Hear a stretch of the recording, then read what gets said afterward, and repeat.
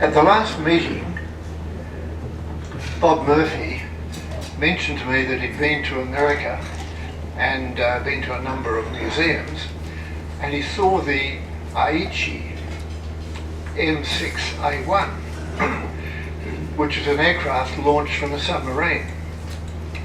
I'd actually heard about this business quite some years ago, and I couldn't get my head around it, so I sort of just put it away. But in talking to him, he said, yes, it actually happened. And he said, get on the internet and have a look. So I got on the internet, and I was amazed as to what I came across, and I thought that you might be interested in what went on. That aircraft is at the Udvar-Hazy Museum, about 25 miles, M stands for miles, from Washington DC. Bob tells me it's difficult to get to. If you get a cab out there, you probably won't get a cab back. So you're best to hire the cab for the whole day and get the cab to take you out there and loop off to a few other places on the way home or the way there. The Japanese evidently decided to build this aeroplane and a submarine to go with it in 1941, a matter of weeks after Pearl Harbor. Admiral Yamamoto had discussed the aspect of this as early as that.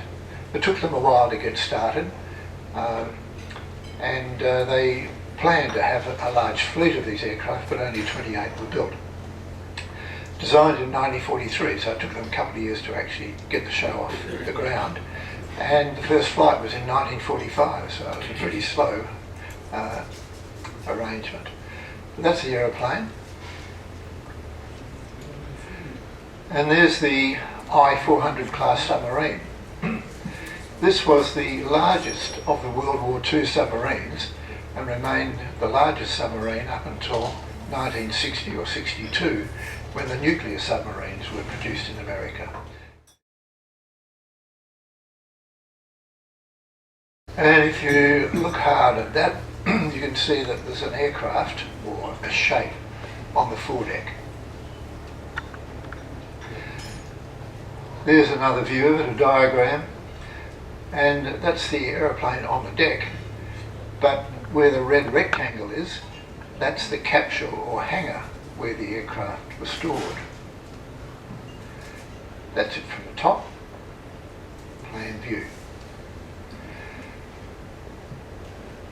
So the idea was that the aircraft would be on the submarine, they'd be taken to a point of interest, the submarine would surface,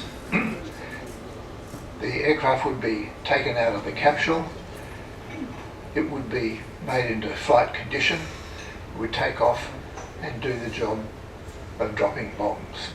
The plan was to retrieve the submarine and air crew, and this wasn't always the case, it wasn't always possible, but they tested it.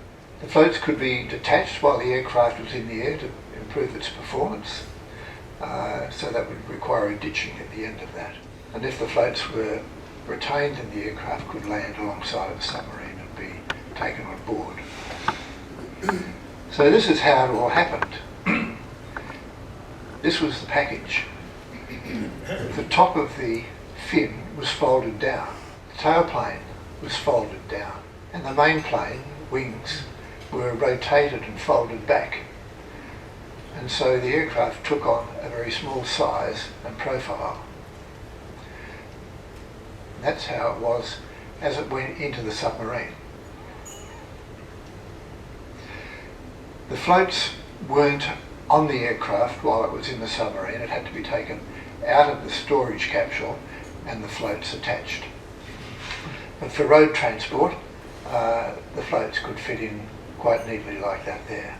The submarine was built to take 3 aircraft, and so there was a door at the front of the submarine which could be opened, and there it is with the door open, and that would allow the the aircraft to come out of the storage area.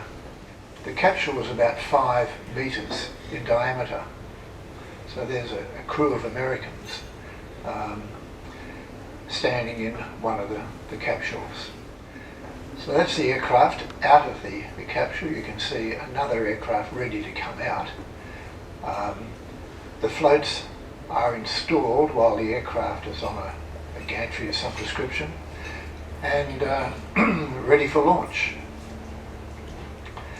That's the front of the submarine, so you can see the rails, the launch area. And so that's a painting of the M6A1 being launched at sea. Gives you a pretty good idea of how it all worked. Pretty complex, isn't it? Not much wonder I didn't get my head around it about 20 or 30 years ago. So there was the derrick or the crane on the submarine, which allowed the aircraft to be retrieved if it did land alongside of the sub. But the Japanese had some pretty grand ideas with this idea. They really had developed it with the basic idea of bombing the Panama Canal.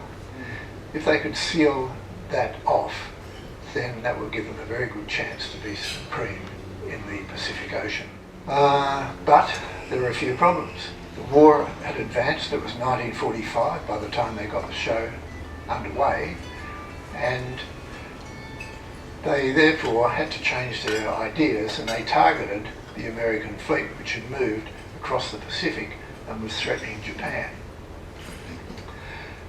And so the Aleutian Islands were in the Caroline group, and so only 2 submarines were built. They designed to build 3, but only 2 were actually produced. And they were dispatched fully loaded in 1945 to do what they hoped to do to the Panama Canal.